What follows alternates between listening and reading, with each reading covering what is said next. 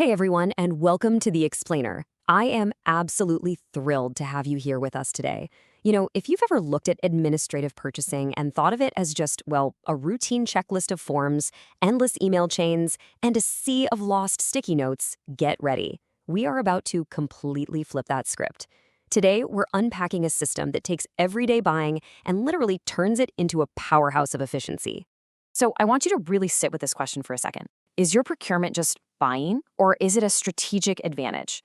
For way too long, procurement has been viewed as this chaotic, decentralized task, just people scrambling to order supplies or services as fast as humanly possible, right? But in a modern enterprise environment, procurement is a high-stakes business outcome.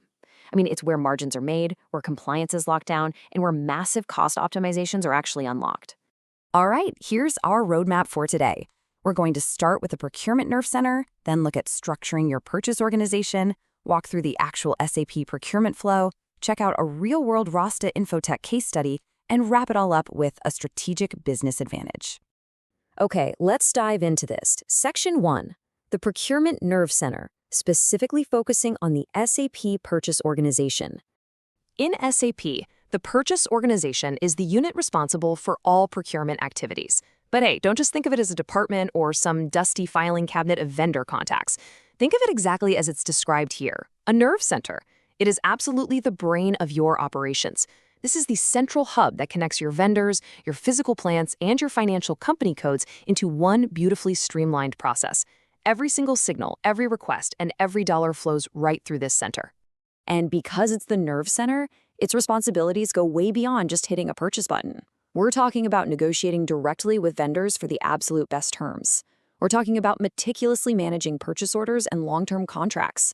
It's about ensuring strict compliance with both your company codes and your plant-specific rules.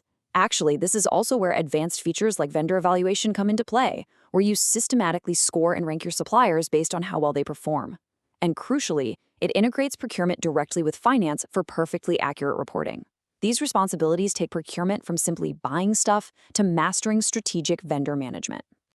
Moving right along to Section 2, structuring your purchase organization, we're going to look at the three main structures SAP offers. So SAP isn't a one-size-fits-all system. You actually have three distinct options here, kind of balancing power against agility. First up, the centralized structure. This handles procurement across multiple company codes. It gives you incredible vendor leverage and uniform contracts, but the trade-off? A bit less flexibility for unique local needs. Then we have the company-specific setup, dedicated to just one company code. It offers a highly tailored procurement experience, but you do lose out on some of that massive bulk negotiation power. Finally, there's the plant-specific structure, which handles buying for a single physical plant. It's fantastic for localized sourcing and fast-moving operations, but it does come with a higher administrative overhead, mostly because you're actively maintaining separate vendor masters and contracts for every single location. Choosing between these three?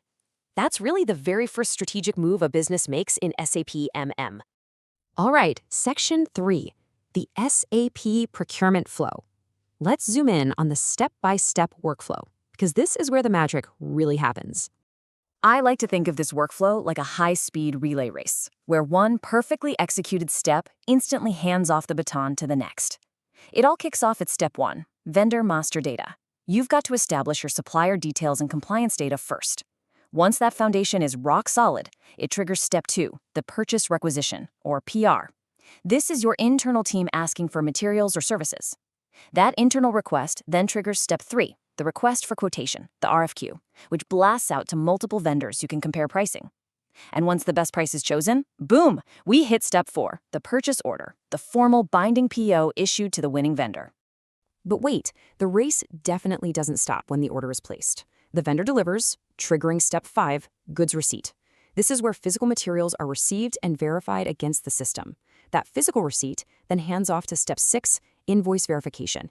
This step is absolutely crucial. It's an automated audit, ensuring that the payment being asked for perfectly matches the terms we set back in the purchase order. And finally, Step 7, integration with FI, or financial accounting. Every single transaction seamlessly hits the company code financials. This flow connects the very first internal request all the way down to the final bottom line financial report. It's pretty amazing when you see it in action. Let's move to Section 4, the Rasta Infotech case study. We're going to see centralized purchasing in the real world. To really grasp the power of this system, let's look at Rasta Infotech. They are a prime example of getting this right. They opted for a centralized purchase organization, and just look at the wins they stacked up. They secured bulk vendor contracts for really expensive SAP licenses and hardware. They achieved totally uniform compliance across multiple, complex projects. They drove massive cost savings directly through consolidated procurement. And because the whole shebang was running through one centralized nerve center, management gained access to vastly better analytics for their decision-making. So the crucial point here is that Rasta Infotech didn't just use SAP to buy things, they leveraged their centralized structure to achieve massive cost efficiency and uniform control. Which brings us to our final section. Section 5, a strategic business advantage. Let's talk about elevating procurement. If you take nothing else away from today's explainer, please remember this. This structure transforms procurement from a back-office function into a strategic advantage. This hits the nail on the head. It's exactly the mindset shift we talked about at the very beginning.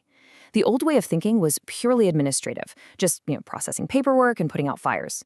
The new, SAP-driven approach recognizes that how you structure your purchasing fundamentally alters your competitive edge in the market. Basically, your procurement flow is a deeply customizable tool. When you master the balance of cost efficiency, getting those great prices through centralization, and operational flexibility, knowing when your local plants need the autonomy to act fast, you stop just maintaining the status quo. You actually elevate procurement into a powerful driver of sustainable growth and innovation for your entire business. So I'm going to leave you with one final provocative thought. Take a close look at your own organization's nerve center. Will you let procurement remain a back-office task, just checking boxes and filing invoices? Or will you use the precise structured flow of SAP MM to engineer it for undeniable growth?